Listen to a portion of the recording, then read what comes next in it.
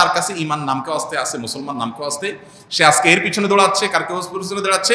এই যুবকই যদি বেঁচে থাকে আর দাজ্জাল পৃথিবীতে আসে, সবার আগে চোখ বন্ধ করে বলে দেওয়া যায় এই শ্রেণীর যুবকরা দাজ্জালের পিছনে দৌড় দিয়ে চলে যাবে।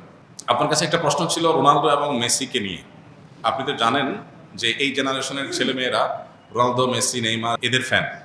আমি নিজেও রোনালদোকে পছন্দ করি, কারণ সে প্যালেস্টাইনের পক্ষে সবসময় কথা বলে। ইভেন সে তার অ্যাওয়ার্ডও বিক্রি করে সেই টাকা ফিলিস্তিনে দান করেছে। আবার ফিলিস্তিনি শিশুদের জন্য তার অনেকগুলো সংস্থাও আছে। সে মাঝে মাঝেই সালাম দেয়, আবার মাঠে সেজদাও দেয়, মদিনাতেও গিয়েছে। কিন্তু মেসি তো ইসরায়েলের প্রধানমন্ত্রীর সাথে তাদের ধর্মীয় রীতি মানিয়েছে।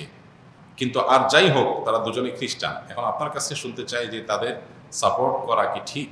আমি রোনালদোর এইসব কাজের জন্য তাকে পছন্দ করি, কিন্তু আপনি সম্পর্কে কি বলেন? দেখুন, প্রশ্নটা হাসি উদ্রেক করলেও প্রশ্নটা খুবই প্রাসঙ্গিক এবং আমাদের সমাজ বাস্তবতার সাথে সামঞ্জস্যপূর্ণ।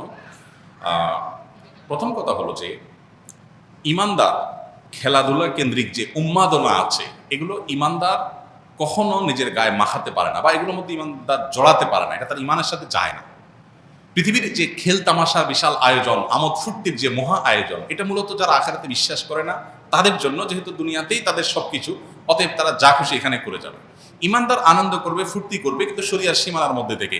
জীবনটাকে পুরো খেল তামাশায় পরিপূর্ণ করা, এটা কোনো ইমানদারের সাথে যায় না। যে ইমানদার জানে, বিশ্বাস করে, তার আকীদা, তার ঈমান আছে যে সে আল্লাহর সামনে দাঁড়াবে, অনন্তকালের জীবনের হিসাব দিতে হবে, সে আনন্দ ফুর্তি করাটাকেই জীবনের মূল লক্ষ্যে পরিণত করতে পারে না। আজকে পৃথিবীতে এই সমস্ত খেলার যে বড় বড় আয়োজনগুলো আছে, এই আয়োজনগুলো ভোগবাদী পৃথিবীতে, আখিরাত বিমুখ পৃথিবীতে মানুষকে মজা দেওয়ার জন্য, এন্টারটেইনমেন্ট করার জন্য করছে।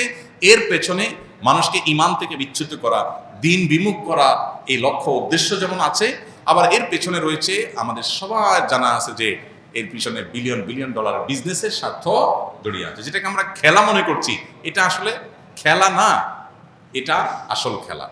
অতএব সেই খেলার গুটি হচ্ছে আমি। খেলোয়াড় খেলছে, হারলেও টাকা পাচ্ছে, জিতলেও টাকা পাচ্ছে। আয়োজন যারা করছে, বিলিয়ন বিলিয়ন ডলার তারা বিজনেস করছে, বিহাইন্ডে যারা থাকছে সবাই লাভ থাকছে। তাদের গুটি হলো আমাদের মতো সেই সমস্ত সাপোর্টাররা যাদের কোনো লাভ নাই, লস ছাড়া। আমরা উত্তেজিত হয়ে যাচ্ছি, আমরা কেঁদে দিচ্ছি, হেসে দিচ্ছি। এই যে আমাদেরকে বোকা বানিয়ে মাঝখান থেকে তারা তাদের স্বার্থ হাসিল করছে। আমি নিজে যদি খেলি, আমার শারীরিক কসরত হয়, আমার ব্যায়াম হয়, স্বাস্থ্য ভালো থাকে, ইসলাম সেটাকে অ্যালাউ করে। কিন্তু এই জাতীয় অহেতুক কাজে জড়াটাকে ইসলাম এলাও করে না। নবী সাল্লাল্লাহু আলাইহি ওয়াসাল্লাম বলেছেন, মিন হুসনি ইসলামিল মারই তারকুহু মা লা ইয়ানি। একজন মুসলমানের ইসলামটা সুন্দর হয়, আল্লাহর কাছে গ্রহণযোগ্য হয়, অ্যাকসেপ্টেবল হয়, কোয়ালিটিফুল ইসলাম হয় তখন যখন সে অহেতুক অনর্থক কাজ থেকে বেঁচে থাকে। এখন আপনি যদি এই জাতীয় অহেতুক কাজ, যেটাতে আপনার দুনিয়াবি কোনো ফিডব্যাক আসছে না, আখিরাতের কোনো ফিডব্যাক আসছে না, অর্থবহ কিছু আসছে না, সেটাতে আপনি যদি এরকম মত্ত হয়ে যান, সেটা আপনার ঈমান আমলের সাথে সঙ্গতিপূর্ণ নয়। এই জন্য এটা থেকে আমাদের বিরত থাকতে হবে, এটা মূল কথা। এবার আসা যাক, খেলোয়াড়দের কোনো খেলোয়াড় ইসলাম, মুসলমানদের স্বার্থ, মাজলুমদের স্বার্থ তার মাধ্যমে রক্ষা হয়। সেই কারণে মুসলিম মাত্রেই তার প্রতি সিম্পেথি চলে আসবে। এটা খুব স্বাভাবিক একটা বিষয় যে একজন মানুষ অমুসলিম হওয়ার পরও তিনি আমাদের স্বার্থ সংশ্লিষ্ট বিষয়গুলোতে আমাদের পক্ষাবলম্বন করছেন। এটার কারণে তার প্রতি একটা দুর্বলতা চলে আসাটা একটা স্বাভাবিক ব্যাপার, এটুকু পর্যন্ত দোষণীয় না। কিন্তু সিম্পেথি দেখিয়ে আপনি বিসমিল্লাহ বলে তার খেলা দেখা শুরু করে দিলেন, যে আমি যেহেতু তার সাপোর্ট করি বা তাকে, তার এই কাজগুলোকে পছন্দ করি, এই জন্য তার খেলাতেই লেগে গেলাম, তাহলে তো মুশকিল। এখন আমাদের দেশে যে আর্জেন্টিনা, ব্রাজিল, বিএনপি, আওয়ামী লীগের মতো মুখোমুখি অবস্থান আমাদের দেশে দীর্ঘদিন পর্যন্ত যে চলে আসছে, ওই জায়গা থেকে রাজনৈতিক বিরোধের মতো এই খেলার ক্ষেত্রেও মানে কাজ না থাকলে যা হয়, এত বেকার মানুষ এদেশে, সুবহানাল্লাহ। অবশ্য গোটা পৃথিবীতে উন্নত দেশগুলোতেও এই উন্মাদনা ওরা ছড়া দিতে পারছে, মানুষকে বোকা বানিয়ে তারা তাদের স্বার্থগুলো হাসিল করছে, এজেন্ডাগুলো বাস্তবায়ন করছে, মানুষ মোরাল দিকটাকে ধ্বংস করে দিচ্ছে। যাই হোক, তো এই যে ব্রাজিল আর্জেন্টিনার মতো পার্থক্য, আপনি হয়তো কোনো একটা দেশের সাপোর্ট করেন, ব্রাজিলের সাপোর্ট করেন বা আর্জেন্টিনার সাপোর্ট করেন, তো যেই দলের সাপোর্ট করেন ওই দলের একটা মুসলমান খেলোয়াড় খুঁজে বাইর করছেন, অথবা একটু মুসলমানদের পক্ষে, ফিলিস্তিনের পক্ষে সাপোর্ট দুইটার খুঁজে বাইর করে এবার এটা দিয়ে দলিল দিচ্ছেন, দেখো আমি এই জন্য এই দলের সাপোর্ট করি। এটা হলো আপনার নফসের পূজা। আপনি দলের ভক্তি জাহির করবেন, সেটার জন্য একটা ঢাল বানাইছেন।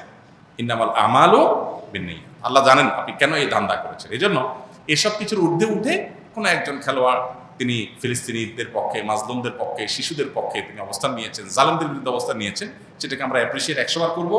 এবং সেটার কারণে তার প্রতি আমাদের দুর্বলতা অবশ্যই আসবে। দুর্বলতা এসে আমি তার ভক্ত হওয়ার চাইতে তার জন্য দোয়া করবো, আল্লাহ তাকে যেন হেদায়েত দান করে। এটা হলো একজন ইমানদারের স্টেপ, একজন ইমানদারের প্রকৃত অর্থে পদক্ষেপ। অতএব এটুকু পর্যন্ত দোষের কিছু না। এর বাইরে যারা আল্লাহকে বিশ্বাস করে না, যারা জালিমদের পক্ষ অবলম্বন করে, সে যত বড় খেলোয়াড় হোক না কেন, তার পেছনে আমরা যেভাবে ছুটে চলেছি, এই যদি হয় আমাদের অবস্থা, দাজ্জাল যখন আসবে তার হাতে জীবন মৃত্যু থাকবে, ম্যাজিক থাকবে, রিজিক থাকবে, পৃথিবীর খাদ্য পানীয় সত্তার কন্ট্রোলে থাকবে, তাহলে তার পেছনে হ্যামিলনের বাসিয়ালার পেছনে ঘোরার মতো করে কি পরিমাণ আমরা তরুণরা দৌড়াবো, সেটা এই খেলোয়াড়দের পিছনে দৌড়ানো দেখে কিছুটা অনুমান করা যায়।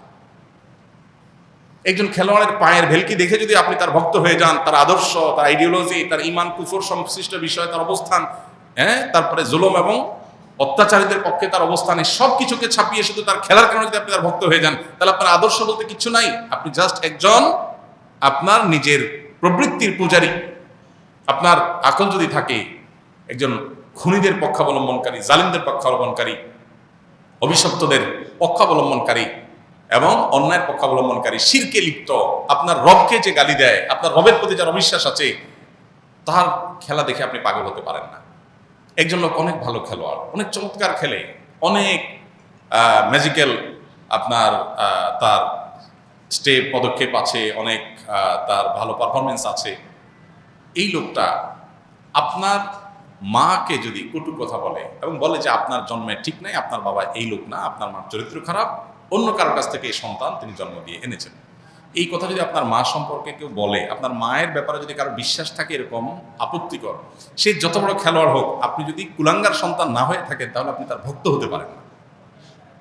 আপনি যে রবের প্রতি ঈমান এনেছেন, সেই রবের অস্তিত্ব, রবকে যে স্বীকৃতি দেয় না, বরং সে রব সম্পর্কে যে কটু কথা, কটু বিশ্বাস, ভুল বিশ্বাস, ভ্রান্ত বিশ্বাস রাখে, সে যত বড় খেলোয়াড় হোক, আমার আদর্শ তাকে আমার ভক্ত হতে দেয় না, বাধা দেয়। এটা আদর্শের ব্যাপার। আর যার কাছে ঈমান নামকে আসতে আছে, মুসলমান নামকে আসতে, সে আজকে এর পিছনে দৌড়াচ্ছে, কার কেউ পিছনে দৌড়াচ্ছে। এই যুবকই যদি বেঁচে থাকে আর দাজ্জাল পৃথিবীতে আসে, সবার আগে চোখ বন্ধ করে বলে দেওয়া যায়, এই শ্রেণীর যুবকরা দাজ্জালের পিছনে দৌড় দিয়ে চলে যাবে। তার হাতে আরো বেশি ম্যাজিক থাকবে, আরো ভক্ত হওয়ার, ফান হওয়ার মতো বহু আইটেম থাকবে। আমাদের অনেক তরুণরা কোরিয়ার আপনার কি বিটিএস, এই তরুণদের ফান হয়ে যাচ্ছে, অনেক ছেলেরা মেয়েরা। এর কারণ হলো তাদের মধ্যে ঈমানের চেতনা নেই, আদর্শ নেই। তারা আদর্শ তাকে এই সমস্ত অন্যায় থেকে বিরত রাখবার কথা। আল্লাহ আমাদেরকে বোঝার তৌফিক দান করুন।